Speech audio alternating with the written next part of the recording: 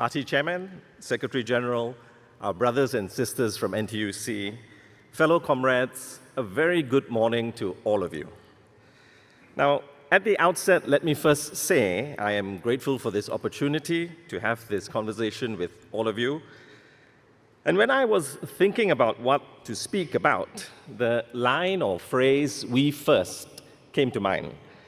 Party Chairman mentioned this briefly in his opening address as well. The phrase, as you will know, comprises of two very simple words, but words that carry deep meaning and significance to all of us. When President Tharman, in his address recently at the opening of Parliament, urged us to put "we" before "me" in our everyday deeds and actions, that line struck me deeply. It wasn't just a call to action, it was a reminder of what has always defined us as Singaporeans. Now, this morning, I want to share what that "we first" mindset means to me and how, looking back, I have realized it has quietly guided much of what I do in the community. Allow me, though, to first say a few words in Tamil, touching on the theme of "we first." வணக்கம் தோழர்களே. நமது இந்திய சமூகம் பல விதமான மக்களை கொண்டது. நாம் அனைவரும் வேறு விதமான வாழ்க்கை அனுபவம் கொண்டவர்கள். ஆனால் நம்மை ஒன்றிணைப்பது நமது ஒருமைப்பாடுதான். இன்றைய உலகம் வேகமாக மாறிக்கொண்டிருக்கிறது. புதிய தொழில்நுட்பம், செயற்கை நுண்ணறிவு, வாழ்க்கையின் சுமைகள் இவை அனைத்தும் நம்மை சோதிக்கின்றன. ஆனால் நமது உண்மையான வலிமை நாம் ஒருவரை ஒருவர் ஆதரித்தால்தான். நமது சமூகத்தில் முன்னேற்றம் வர வேண்டுமெனில் போட்டி இல்லாமல் சேர்ந்து நடக்க வேண்டும். நம்மில் ஒருவர் தடுமாறினால் மற்றவர்கள் அவரை உயர்த்த வேண்டும். சேர்ந்து முன்னேற்றம் காண வேண்டும். நண்டு கதை பற்றி கேள்விப்பட்டிருப்பீர்கள். ஒரு நண்டு மேலே ஏற முயற்சிக்கும் போது மற்ற நண்டுகள் அதை கீழே இழுக்கின்றன. இப்படிப்பட்ட சிந்தனை நம்மை முன்னேற்றம் அடைய விடாது. நாம் ஒருவரை ஒருவர் உயர்த்தி கொண்டே போக வேண்டும். நான் முதலில் என்று நினைப்பதற்கு பதிலாக நாம் முதலில் என்று நினைக்க வேண்டும். ஒரு சிறிய உதவி, ஒரு நல்ல வார்த்தை, ஒருவரிடம் மேல் வைக்கும் நம்பிக்கை, இவை அனைத்தும் பெரிய ஒரு மாற்றத்தை உருவாக்க முடியும். நம்மை சுற்றியிருப்பவர்கள் யாராக இருந்தாலும் அவர்களை உயர்த்தினால் நமது சமூகமே உயர்கிறது. இதுவே நாம் முதலில் நான் பின்னால் என்று சொல்லப்படும் உண்மை. நாம் ஒன்றாக இருந்தால் எந்த சவாலையும் கடக்க முடியும்.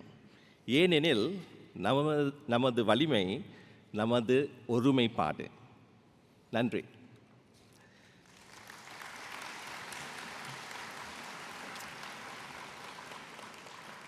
Comrades, when I think about "we first" in my own journey in recent years, I am reminded about how in 2017, a few friends and I decided to start a small running group called Thaarumaaru Runners.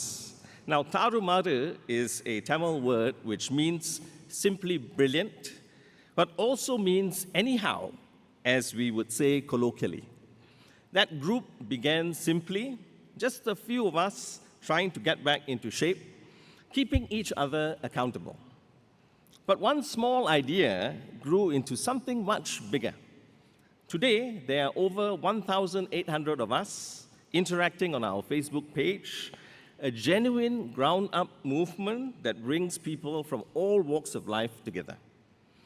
We run not only for health, but for purpose as well, raising funds, supporting charities, encouraging one another. And when we lace up and wear our running shoes, there are no differences. Foreign workers, new citizens, the young, the old.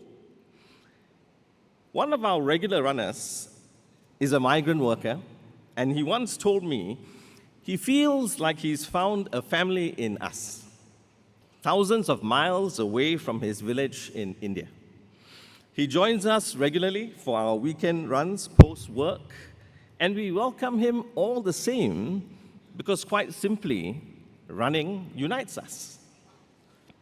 Another new citizen said running together made him feel like he truly now belongs here in Singapore. The group he shared allowed him to make new friends and integrate seamlessly into the community. Now, moments like these remind me that what community really means is, quite simply, no titles, no labels, just people moving forward together. Now, that is the same spirit that I see at the Singapore Indian Education Trust, where I serve as Vice Chair. We help students in need pursue tertiary education through interest-free study loans and bursaries. And every year, I sit in on many student interviews. And I should say, each interview stays with me. Many students that we interview come from tough backgrounds, but they each speak with quiet determination. There's one particular story that I would like to share in this connection. I remember one young man who had just landed his first job post-graduation. He had received an interest-free study loan from us and had begun repaying his loan. He wrote back to us, the trust, to say that he was minded to donate part of his first month's salary back to the trust, to pay it forward to help other students in turn. It was a small gesture, but an incredibly powerful one. Not something we were expecting, I must confess. And this was something that moved us, all of us at the Trust. And he's not alone. He's not alone.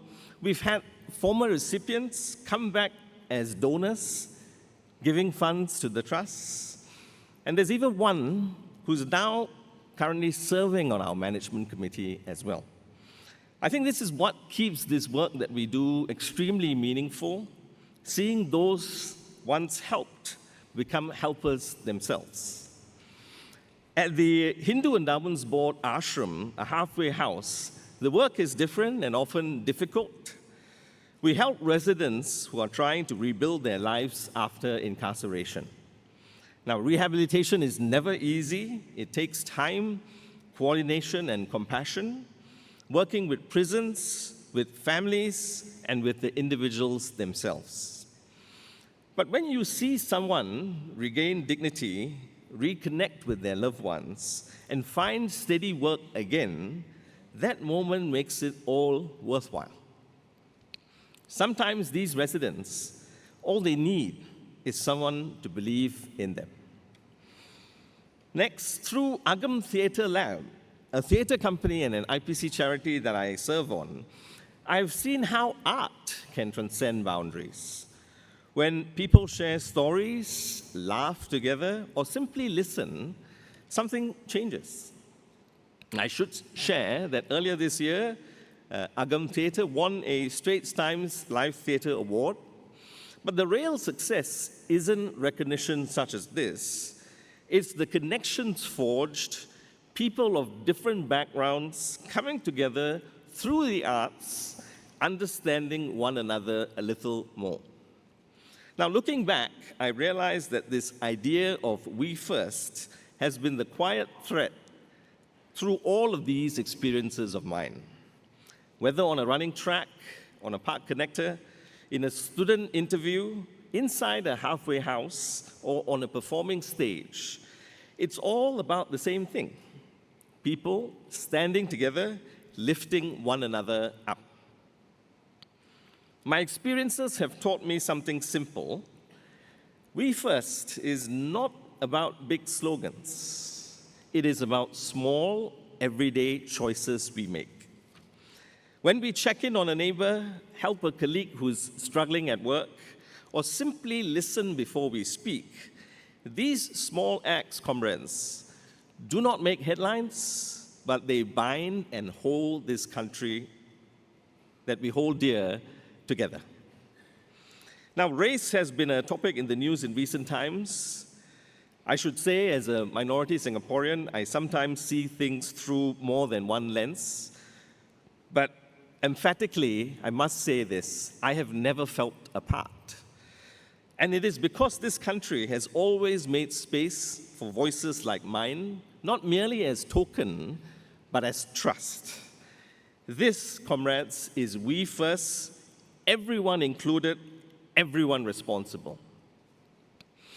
Comrades, our party has never been about something small or self-serving. It has always been about something larger, a shared purpose and collective responsibility.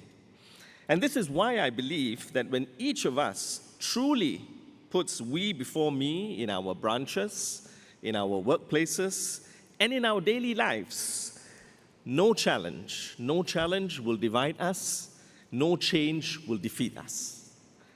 In closing, comrades, I would like us to remember that what defines us is not how loudly we talk about unity and togetherness, thumping our chests, but how we live it quietly in our daily lives, in everything we go about doing.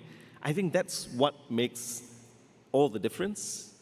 So, in closing, can I say, comrades, let us lead with empathy, let us lead and serve with purpose, let us move forward together.